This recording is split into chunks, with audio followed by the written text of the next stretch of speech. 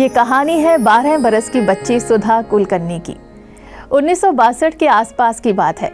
उत्तरी कर्नाटक के एक गांव में 7th स्टैंडर्ड में पढ़ने वाली सुधा अपने दादा दादी के साथ रहती थी। सुधा के पिता एक सर्जन थे और माँ एक स्कूल टीचर, लेकिन उसकी दादी ने कभी स्कूल का मुंह तक नहीं देखा था। उसकी दादी को कहानियां सुनना बहुत पसंद था। वो रोज बरामदे में बैठकर पोती के स्कूल से लौटने का इंतजार करती कि कब सुधा आए और उन्हें मैगजीन्स और न्यूज़पेपर में छपी कहानियां पढ़कर सुनाए। खासकर एक कहानी जो उनकी सबसे फेवरेट थी। एक बार सुधा को किसी कज़न की शादी में एक हफ्ते के लिए गांव से बाहर जाना पड़ गया। जब वह लौटी तो उसने देखा कि उसकी दादी बहुत उदास थी, क्योंकि कहानियां तो मैगजीन्स में बहुत आईं, पर वो उन्हें पढ़ नहीं पाईं। उनके लिए तो काला अक्षर भैंस बराबर था। अब उन्हें शर्मिंदगी होने लगी कि उन्हें पढ़ना नहीं आता। तब दादी ने तय किया कि अब वो कन्नड़ पढ़ना सीखेंगी, और वो भी अपनी पोती सुधा से। इस तरह 80 बरस की दादी 12 साल की पोती की स्टूडेंट बन गई। एक बार दशहरे का दिन था। सुधा अपनी दादी के लिए एक गिफ्ट लेकर आई। दादी ने जब गिफ्ट खोलकर देखा तो अंदर से एक किताब निकली। किताब में वही कहानी थी जो दादी की सबसे फेवरेट थी। किताब देखते ही दादी ने सुधा के पैर छू लिए। सुधा को बड़ा अजीब लगा। बड़े लोग थोड़े ना अपने से छोटों के पैर छूते हैं। वो बोली, दादी ये आपने क्या किया? तो जवाब में दादी ने कहा, मैं अपने गुरु के पैर छू रही हूँ। हमारे यहाँ गुरु का सम्मान करने, उनके पैर छूने की परंपरा है। एक बार पढ़ना सीखने के बाद दादी ने फिर कभी पीछे मुड़कर नहीं देखा। अब वो सारी कहानियां खुद ही पढ़ लेती थी और दूसरों को भी सुना देती थी। ये बच्ची सुधा जब बड़ी हुई तो बनी एक फेमस ऑथर, एक एजुकेटर, एक फिलैंथ्रोपिस्ट और इन्फोसिस फाउंडेशन की चेयरपर्सन, पद्मश्री, पद्म भूषण सुधा मूर्ति।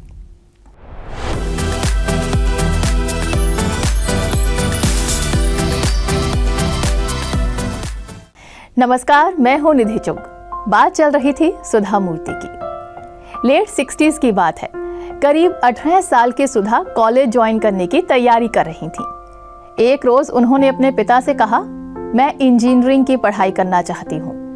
पिता ने कहा कि इंजीनियर का काम लड़कियों के हिसाब से मुश्किल होता है, तुम किसी और फील्ड में जाने के बारे में सोचो। लेकिन सुधा जिद पर अड़ गई। आखिरकार पिता मान तो गए, पर उन्होंने सुधा के आगे शर्तें रख दी कि परेशान होकर वापस आने के बारे में मत सोचने लगना और पूरा ध्यान पढ़ाई में लगाना। बेटी बोली, ठीक है। जब इंजीनियरिंग कॉलेज में दाखिला लेने पहुंची तो आगे से प्रिंसिपल साहब ने उनके सामने 3 शर्तें और रख दी। पहली, वो रोज साड़ी पहनकर ही कॉलेज आएंगी। दूसरी, कॉलेज की कैंटीन में कभी नहीं जाएंगी। और तीसरी, लड़कों से बात नहीं करेंगी। पिता और प्रिंसिपल का ये रवैया इसलिए था क्योंकि तब लड़कियां इंजीनियरिंग नहीं किया करती थी। उस साल उस कॉलेज में इंजीनियरिंग में एडमिशन लेने वाली भी वो अकेली लड़की थी। कुल 599 लड़कों के बीच एक अकेली लड़की।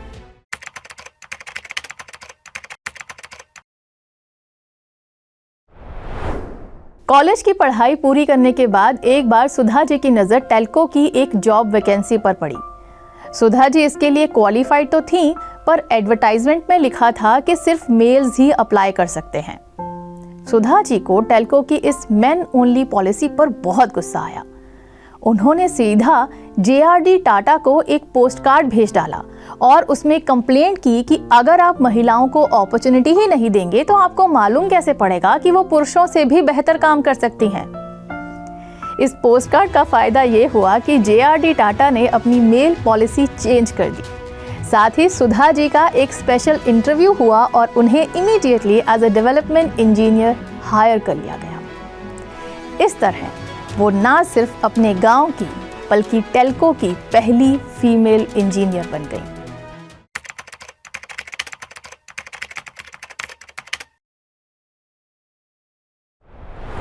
टेल्को में नौकरी के दौरान सुधा जी की मुलाकात नारायण मूर्ति से हुई। मुलाकातें बढ़ी और दोनों को एक दूसरे से प्यार हो गया। 19 अगस्त 1976 को सुधा मूर्ति के जन्मदिन के दिन नारायण मूर्ति ने आकर सुधा जी से कहा, हैप्पी बर्थडे, मैंने अपनी जॉब से रिजाइन कर दिया है। सुधा जी मुस्कुराई और बोली, नो इश्यूज, मैं तुम्हें पूरा सपोर्ट करूंगी और तुम जरूर सफल होगे। अब मूर्ति बेरोजगार थे। दोनों अब जब भी कहीं डेट पर जाते बिल सुधा ही चुकाती। करीब 4 साल की कोर्टशिप के बाद एक दिन नारायण मूर्ति ने आखिरकार सुधा जी को प्रपोज कर ही दिया। सुधा जी ने तो हाँ कर दी, लेकिन उनके पिता इस शादी के लिए राजी नहीं थे, कम से कम तब तक नहीं जब तक कि नारायण मूर्ति कुछ कमाने न लगे। आखिरकार जब नारायण मूर्ति थोड़ा बहुत कमाने लगे तो पिता दोनों की शादी के लिए मान गए। 1978 में दोनों के परिवारों की मौजूदगी में एक बहुत ही सादी शादी हुई। यूके के प्राइम मिनिस्टर ऋषि सुनक जिनके दामाद हैं, जिनकी आज करोड़ों की संपत्ति है, उन नारायण मूर्ति और सुधा मूर्ति की शादी का खर्च तब आया था महज 800 रुपए, जिसे भी दोनों ने आधा आधा बांटा था। शादी के करीब 3 साल बाद एक दिन नारायण मूर्ति ने सुधा मूर्ति को एक IT कंपनी शुरू करने की अपनी इच्छा बताई। सुधा जी ने तुरंत एक एक पैसा जोड़कर रखे हुए अपने 10,000 रुपए निकाले और लाकर पति की हथेली पर रख दिए। नारायण मूर्ति ने कहा कि मैं अगले 3 साल तक कोई घर खर्च भी नहीं दे पाऊंगा। सुधा जी ने इस बार भी वही कहा, नो इश्यूज, मैं तुम्हें पूरा सपोर्ट करूंगी और तुम जरूर सफल होगे। बावजूद इसके कि वो खुद एक वर्किंग वुमेन थी, उन्होंने घर और बच्चों की पूरी जिम्मेदारी अपने कंधों पर ले ली। ये सुधा मूर्ति के इस सपोर्ट का ही नतीजा है कि आज इन्फोसिस इतनी बड़ी कंपनी बन चुकी है कि लाखों लोगों को इससे रोजगार मिलता है। एक दिन सुधा मूर्ति ने देखा कि एक लड़की किताबें खरीदने के लिए भीख मांग रही थी। इन्फोसिस में काम करने के दौरान भी सुधा मूर्ति ने ध्यान दिया था कि कुछ किताबें और स्टेशनरी बेकार समझकर फेंक दी जाती है। इस बात से उन्हें ये विचार आया कि क्यों ना ये किताबें उस लड़की की जैसे उन बच्चों को दी जाएं जिनमें पढ़ने की ललक तो है पर पैसे नहीं। इस मकसद से उन्होंने इन्फोसिस फाउंडेशन की स्थापना कर दी। इस फाउंडेशन के जरिए वो अब तक 60,000 लाइब्रेरीज इस्टेब्लिश कर चुकी हैं, कई स्कूल्स खुलवा चुकी हैं, 60 गवर्नमेंट स्कूल्स को अडॉप्ट कर चुकी हैं, कर्नाटक के स्कूल्स में कंप्यूटर एजुकेशन की सुविधा उपलब्ध करवा चुकी हैं, 16,000 से भी ज़्यादा शौचालय स्थापित करवा चुकी हैं, हार्वर्ड यूनिवर्सिटी में the Murty classical library of India शुरू कर चुकी हैं और अक्षय पात्र नाम से एक प्रोजेक्ट भी चलाती हैं ताकि कभी कोई बच्चा भूखा स्कूल ना जाए। सुधा मूर्ति चाय नहीं पीती। इस वजह से एक बार बड़ी मुश्किल से अपने बच्चे के लिए लाया गया दूध जब उसकी मां को मेहमान सुधा मूर्ति को ऑफर करना पड़ गया और ये बात जब सुधा जी को पता चली तो उन्होंने उसके बाद से दूध पीना भी छोड़ दिया। और तो और एक बार जब उन्होंने देखा कि कोढ़ियों को समाज द्वारा त्याग दिया जाता है तो उन्होंने उनके लिए मेडिकल कैंप्स लगवाए और उन्हें एनकरेज किया कि वो कुछ स्किल्स डेवलप करें, उन्हें वोकेशनल ट्रेनिंग्स दी, जॉब्स ढूंढने में भी मदद की।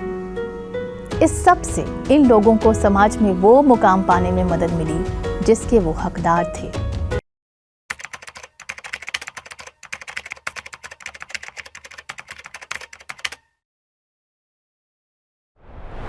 सुधा मूर्ति की कहानी एक पावरफुल रिमाइंडर है जो हमें ये सिखाती है कि we all have the ability to make a difference. इससे कोई फर्क नहीं पड़ता कि हमारे एक्शंस कितने बड़े या छोटे हैं। असल में जो मायने रखता है वो है उनके पीछे की इंटेंशन। सुधा मूर्ति की जिंदगी की कहानी से हम ये भी सीख सकते हैं कि कैसे अपनी जिंदगी का मकसद ढूंढा जाए, ज़रूरतमंदों की मदद की जाए और कैसे इस दुनिया में पॉजिटिविटी की ताकत को पहचाना जाए। उम्मीद है आपको भी हमारे देश की इस महान महिला की जिंदगी से कुछ सीखने को मिला होगा। किसी और शख्सियत की अनोखी दास्तान के साथ हम फिर हाजिर होंगे इसी प्रोग्राम में जिसका नाम है प्राइम पर्सनैलिटी। फिर मिलेंगे, तब तक के लिए नमस्कार। Take care of yourself.